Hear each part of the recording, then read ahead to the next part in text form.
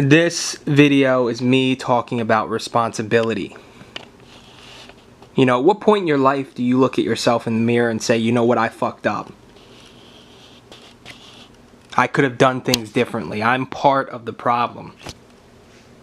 And this video is somewhat directed towards Hell by the Dashboard Light, Steve Hoca, and Red Pill Rage. And I use those three guys because those three guys have something in common. A couple things in common. Number one, they all used to be attractive when they were younger. And they all had quite a few options with the ladies when they were younger. And nowadays, not so much. It kind of makes me scratch my head because I think to myself, why would anyone... If women are making it blatantly obvious to you that they like you, like, I'll start off with Hell by the Dashboard Light. Let me start off with this guy. He made a whole, like, 50-minute video talking about all the women that, from, I think, like, elementary school, he started up until, like, college. And the last couple years, he's been unable to attract women. He's been invisible to women. But probably a solid, what, 20 years, Dashboard? You know, like 20 years of women being interested in you, and there were dozens and dozens of women, and if these women are cute and they're making it blatantly obvious that they want to fuck you or at least go on a date with you, why would you not take them up on their offers? I don't get that. You know, I think the problem with you, Dashboard, is that you seem to have an ego about you. I've watched a lot of your videos. Steve Hoca recommended your channel, and you know it's very hit or miss with Steve Hoca. He recommends some weird channels sometimes, and then he recommends some good ones. But I checked out your channel, and I've been hooked for the last couple months. But something that bothers me about your channel is that you seem to have an ego in the sense that you don't really seem to have a lot of respect for people that aren't as attractive as you or aren't as smart as you. Like, you seem to have a lot of road rage. You know, anybody that cuts you off or is going too slow or whatever, you call them two-digit idiots. You say they have a room temperature IQ. You make fun of their intelligence as if they're not good enough. And then you've made a couple comments about people walking down the sidewalk, you know, looking at you, oh, this person's hideous, or this person's truly ugly, or... I mean, you probably, you know, if you saw me where I work, you know, putting boxes into a semi-truck, you'd probably look at me at one glance and think, oh, I'm better than that fucking guy. You know, without realizing that I was in a gifted program when I was younger, and I had straight A's when I was going through school, and you know, I'm a pretty smart guy myself, but you would just look at me and look at the manual labor job that I'm doing, knowing that I make minimum wage, seeing my ugly face and my short stature, and think, oh, I'm better than that guy. So I listen to you describe all these scenarios with women, and I think... And you even said it in one of your, you were like, oh, there was this girl in college that liked me, there was this Asian girl, and she was kind of cute, she was okay, but I probably could have done better. You know, so I think you have this attitude that, you know, all these girls growing up liked you, but they just weren't pretty enough, they weren't good enough for someone as great as yourself. And, yeah, I mean, if I had to, I mean, I'm not trying to be rude here, but I'm keeping it real like I always do. I can't figure out why a guy like you, who is, yeah,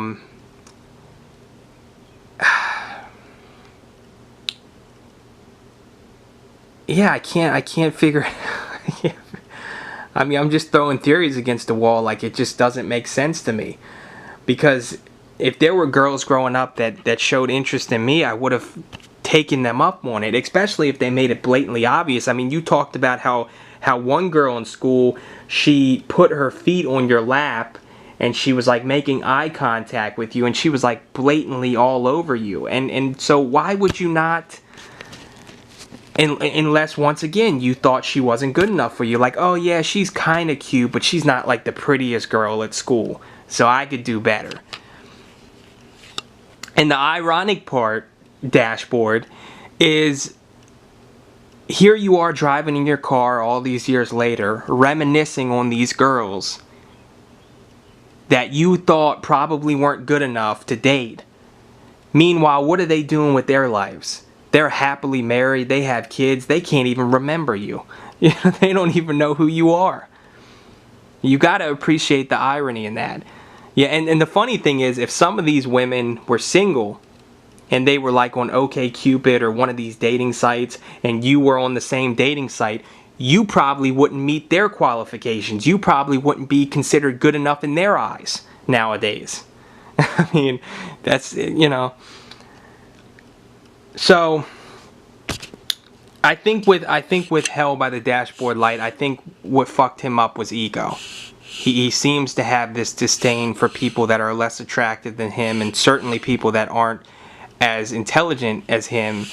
And you know, that can kind of fuck you up, because if you're only having cute girls show interest in you and you think you deserve a supermodel, well, you know, you're probably not going to have many experiences with women. So moving on, somebody like Steve Hoca. Okay, why do I think, if I had to theorize, if I had to assume why Steve Hoca, and Steve has said this himself. He's made so many videos where he's talked about, you know, back in 1988, there were so many girls that wanted to suck my cock. I mean, you know, there was a Steve Hoca cock sucking contest. You know, there were like 100 girls that went to my school, and they all lined up, and they were waiting to suck my cock. You know, so why would somebody like Steve Hoca have all these options? And girls were making it. You know, I remember one time I was at a grocery store, and this girl came up to me, and she was like rubbing her elbow, you know, up against me. Like she was pushing her boobs up against me. You know, she totally won my cock. You know, I'm Steve Hoca. You know, why I need to work on my Steve Hoca impression. But why would somebody like Steve Hoca be in this situation? Well, I clearly think Steve Hoca has autism, and he gets very mad at me for saying that. I said it back to him in 2015, and he got very mad at me. And I said it in 2016, and he got very mad at me. And he actually accused me of having autism, which was like mind-blowing, because nobody's ever accused me of having autism before, and I don't. The only thing that's wrong with me is that when I was real young, I had problems pronouncing certain words, and sometimes I still do. Like I had to go to speech classes when I was younger because I had a hard time pronouncing certain words with R, and I think it was S.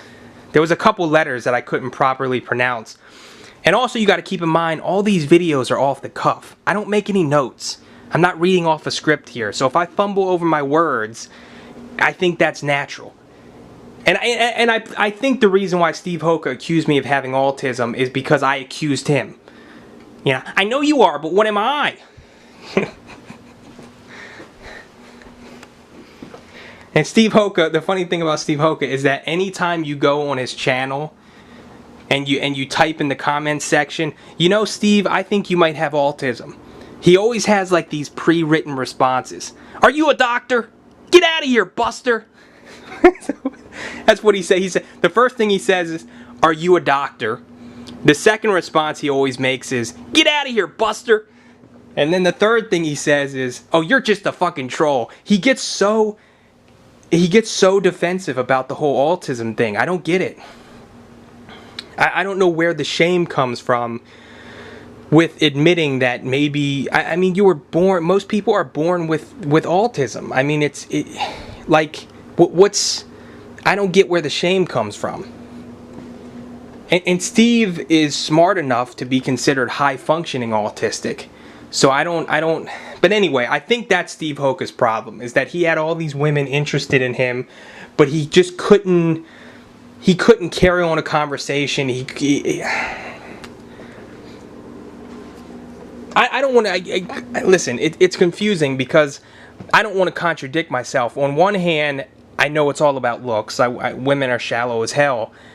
And if you're really good looking, you know, you don't have to be socially smooth. But I do think you kind of have to be able to carry on a conversation and have decent social skills. I mean, it matters somewhat. Especially if girls are blatantly hitting on you and you don't even say anything. You just get scared and you walk away. Well, obviously you're not going to end up fucking them. You're not going to be in a relationship with them if you are too autistic and too scared, too much of a pussy. Put it this way, being autistic and being a pussy go hand in hand. There's a good chance if you're autistic, you're probably going to be somewhat scared of your own shadow and scared to even initiate conversations with people, especially pretty girls. So, and I could say the same thing for Red Pill Rage. That guy, Red Pill Rage, or I think the other nickname he goes by is Sicilian Joe, Italian Joe. And that guy, I've watched a couple interviews that he did with Mitchell, another friend of Steve Hoca's.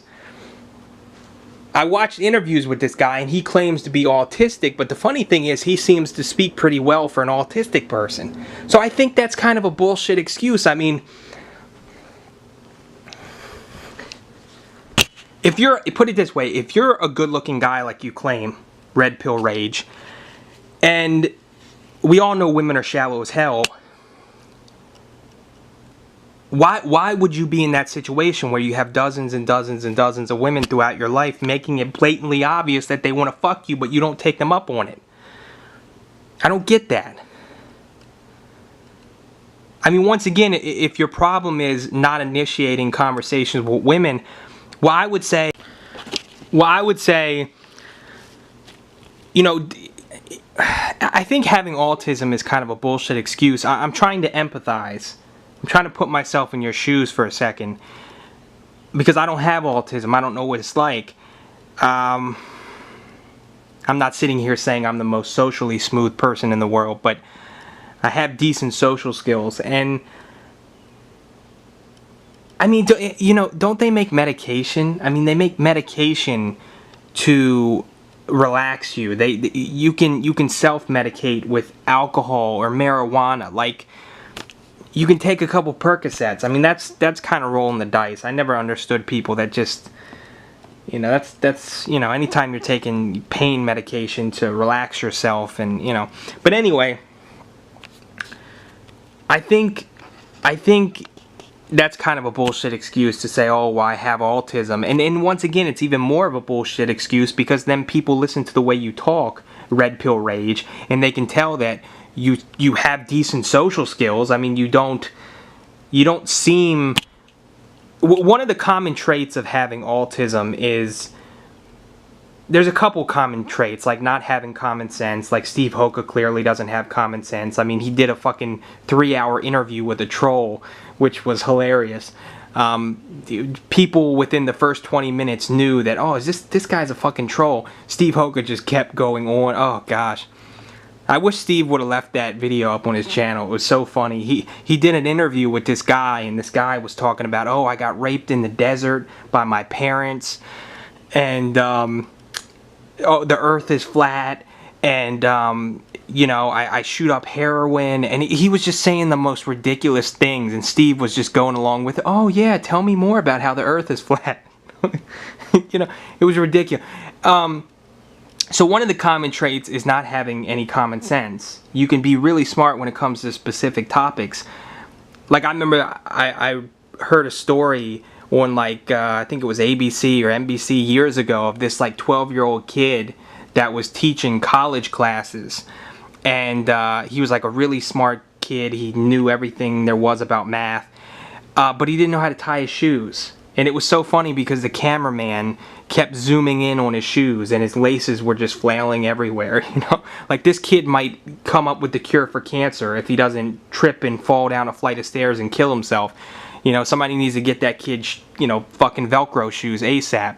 But, you know, not having common sense, that's one of the traits. The other trait of maybe having autism is being honest. A lot of people with autism aren't good liars, and lying just doesn't make any sense to them. So could that maybe fuck you up with women? You know, I guess, Red Pill Rage, I guess if you're going up to girls and you're just being blatantly obvious about their physical appearance, or I don't know. I don't know. Like I said, I'm very skeptical of personality mattering with women. I don't think it matters that much. I think they 99% go off of looks. I mean, if a woman sees a handsome guy, the only thing that might stop her from fucking him is if, you know, maybe if the guy's covered in blood and he's carrying around a head. Like, hey, I just cut this guy's head off. I just murdered someone. Maybe the girl wouldn't fuck him at that point. But is it possible, Red Pill Rage, that you're not attractive? You're not as attractive as you think you are? I mean, once again, people, this is just theories. I'm just throwing theories against the wall. I made up a theory about Hell by the Dashboard Light. I don't know the guy. I've never personally talked to him. But I think he has a bit of an ego. Steve Hoca, I think, is a bit of a pussy. He had a lot of opportunities with women, but he didn't take any women up on those offers. And it's probably not even his fault. It probably has a little bit to do with his autism. And then Red Pill Rage, he came out and he was blatantly honest, and he was like, yeah, I think my autism kind of fucked me up with women. But once again, it's like, can't you just... I'm trying to empathize here. Couldn't you, if your problem was just starting conversations with women and, getting their phone numbers or whatever, couldn't you just, go to the bar and get a drink, and wouldn't the drink help to relax you, and then you could carry on a conversation with her or something like that? I mean, I don't know.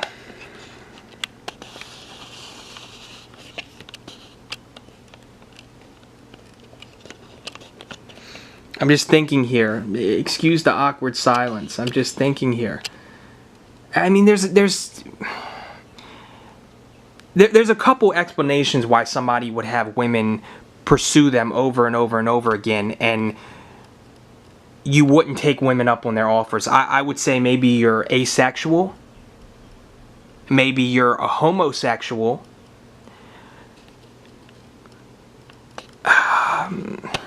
You're asexual, you're a homosexual, you're, in Dashboard's case, I would say an egomaniac. Or maybe you're a pussy, right? I mean, those are the only explanations that make sense to me. And I'm trying to give you people the benefit of the doubt here.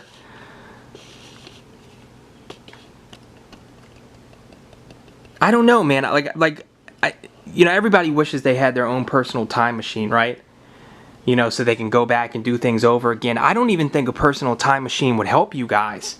Because how many times do you have to fuck up over and over and over and over again? I mean, me, for example, let's just say back when I was 18 years old, there was a girl that was interested in me. And all I had to do was open my mouth or talk to her, get her phone number, and maybe I could have finally gotten laid. Maybe I could have gotten a woman in my life. I keep replaying that moment over and over. Oh, come on, dummy. Just open your fucking mouth. Just say something. Come on, come on, come on. But you people, a personal time machine wouldn't help because you kept fucking up over and over and over and over again. Okay, how many girls in elementary school like me? Okay, there were 5 girls in elementary school like me. I fucked up all 5 times. I didn't say anything to those 5 girls. Okay, now we move to middle school. How many girls in middle school like me? Okay, there were like 10 girls that liked me in middle school. I didn't say anything to any of them. Okay, how many girls that liked me in high school? Okay, there was like another 10 girls that liked me in high school. I didn't say anything to them. Like there's a mental defect there.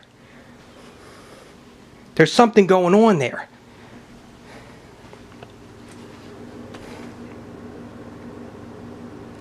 It's like Groundhog's Day. It's like every day is the same. Like you just do the same thing over and over and over again.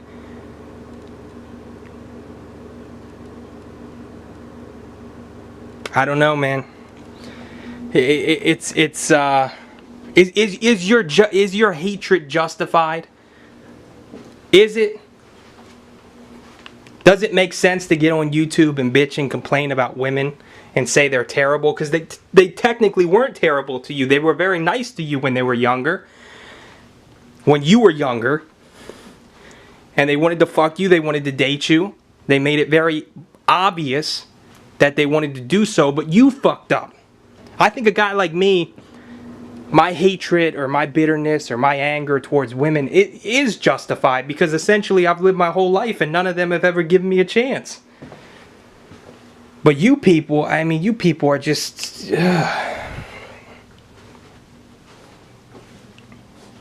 Anyway, Steve Hoca, I would say, has autism. Red Pill Rage, I would say, has autism. And then I would say Hell by the Dashboard Light is an egomaniac.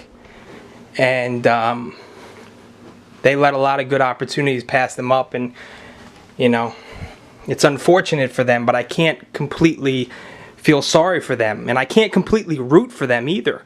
Because if some of these guys, all of a sudden, women started paying attention to them, they probably would fuck up all over again.